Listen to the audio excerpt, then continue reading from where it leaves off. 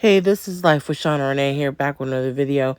Like, comment, and subscribe to my channel. This video is called Why I Cut Off My Homeboy. Let's watch the video.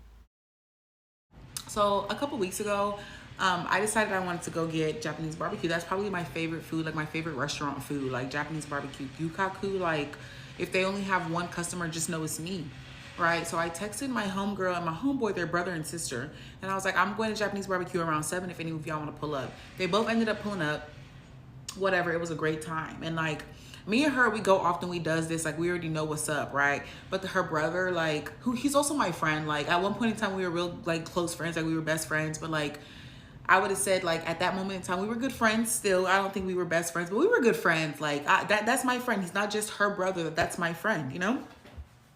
Mind you, he and I mean, me and them, the whole thing, like the whole siblings, all the siblings, we've been friends or we've known each other since before 2012. That's more than half of my life. I'm 26, 2012 was 14 years ago. So that's more than half my life that I've known them. And I only use 2012 as a reference because that's when my mom passed away. And I knew them at the time that my mom passed away. They met my mom. It's a small percent of the world who can say they've met my mom, you know? So that's why I use 2012 as a reference. But realistically, we probably met in 2010, if I'm being honest. So 16, is that 16? Yeah, 16 years of friendship, knowing each other, whatever the case may be, it all came to an end. It all came to an end. And I'm standing on business behind this one, right? So yeah, fast forward, we're eating or whatever, and he just looks miserable. But like, I'm not really taking it to heart. Now, again, this is my favorite restaurant. So like seeing somebody not enjoying my favorite restaurant, it really does hurt. But like, I can't be arsed. Like I'm having a jolly good old time. Like I would have went by myself regardless if nobody would have went with me, right? So, you know, I keep teasing him throughout the night. I'm like, bro, fix your face. Like, you don't look happy to be here, yada, yada, yada. Whatever. Fast forward. End of the night comes, and he was also like my handyman, right? Like, I would always call him to like help me out if I needed something to build. I mean, he was a man. Do what men do. Like, build. Yes, correct. So, sometime throughout the night, they were like, okay, we're going to go back to Nadia's house because I had these floating shelves I want him to put up for me. And so I was like, okay. So everybody was going to come back to my house. We leave the restaurant. We're in the parking lot and stuff. And I don't even know, we were just like messing around, like, you know, nothing too crazy. And then like he was like pretending to push me off like the sidewalk, you know, whatever. And I was like, oh, you push me off the sidewalk, like I'll show you, whatever the case may be. So then I put his sister in like a fake headlock. Again, we're just joking, like we're literally just joking.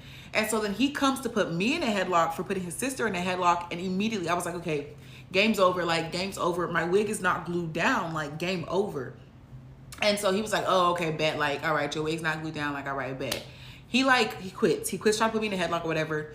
Turns around, comes and snatches my wig off in the middle of the Japanese barbecue parking lot. I'm talking about, it's like 9 p.m.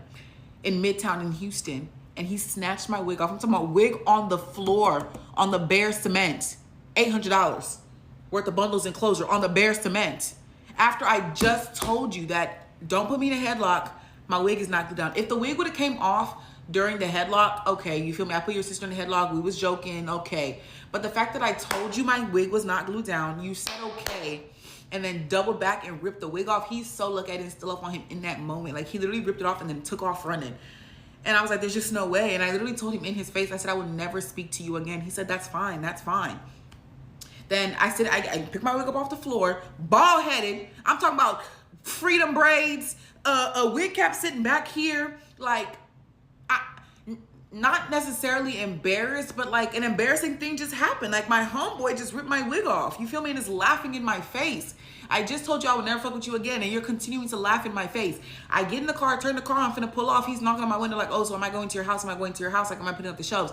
Nigga, if you go even within 15 thoughts of my house, I will beat the fuck out of you. You've never seen this woman scorned, okay? Like, what do you mean are you going to my house? No, I don't care if I have to put the shelf on my head. You will never step foot in my house again, okay?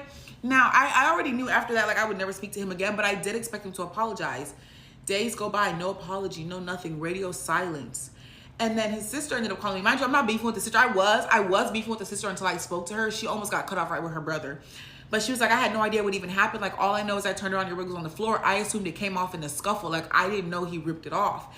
And I told her, I said, okay. I said, well, thanks for clarifying, because you show was finna get cut off too. Because like for me, my first instinct might have been to laugh, but as soon as I would have like registered what's going on, my homegirl's wig on the floor at the hands of my brother, like I would have went off of my brother. But like she said, she only turned around and the wig was off, so she didn't see what happened. So yeah, so I told her, she was like, oh, I'm finna call him. And I was like, don't call him. Like, your brother's a grown-ass man. This is a 28, 29-year-old man. Your brother's a grown-ass man. Like, if he wanted to call me and apologize, he could have called and apologized. Anyways, get off the phone with her. I don't end up cutting her off. And he texts me, let me read you this piss poor, sorry-ass excuse for an apology. And I already know, like, he only apologized because she said something, because as an adult grown man, you would have apologized that same day. I mean, that same day. Let me read you this piss poor, pathetic excuse of an apology. And actually, this is the first time me even reading this full message. I read like the first line and was instantly just pissed the hell off. And then on top of that, your sister had to call you and tell you to apologize to me. Yeah, you're a grown ass man. You will never hear from me again in this life, ever again. He said, and I quote, hi, I would like to apologize for the way things ended when we last hung out at the Japanese barbecue place. I shouldn't have pulled your wig off, and when I did, should have called and apologized. But by the way you drove off, you were still upset and wanted to let things settle. Who wouldn't be upset? Who wouldn't be upset? I would like to probably make it up to you for my childish behavior. Please let me know if there's anything you can do to make, if there's anything I can do to make it up to you. If not, I completely understand. You can lick my... Hey guys, I'm starting to get a cold, so just bear with me.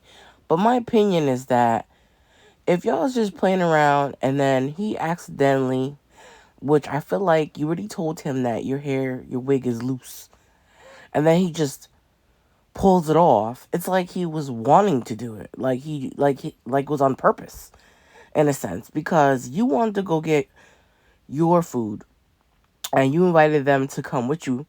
But like, if he didn't want to go, all he had to say was no. Because if you think about it, why come there, have an attitude, be chilling, hanging out, whatever, then start fake playing around in public, and then you tell him that your wig is loose, and then he just pulls it off thinking it's cute, and it's not. I don't know. Maybe you should have told him the boundaries of women that don't like that. Like, we don't like when men pull our wigs off. We don't like when men do that kind of stuff, even if you're joking. Like, it's not okay. That's a betrayal to me. Don't touch me. Don't touch my hair. Don't touch me. But what do y'all think? What do y'all think about this video? You know what to do. Comment below. This is Life with Sean Renee, and more videos are on the way. Bye!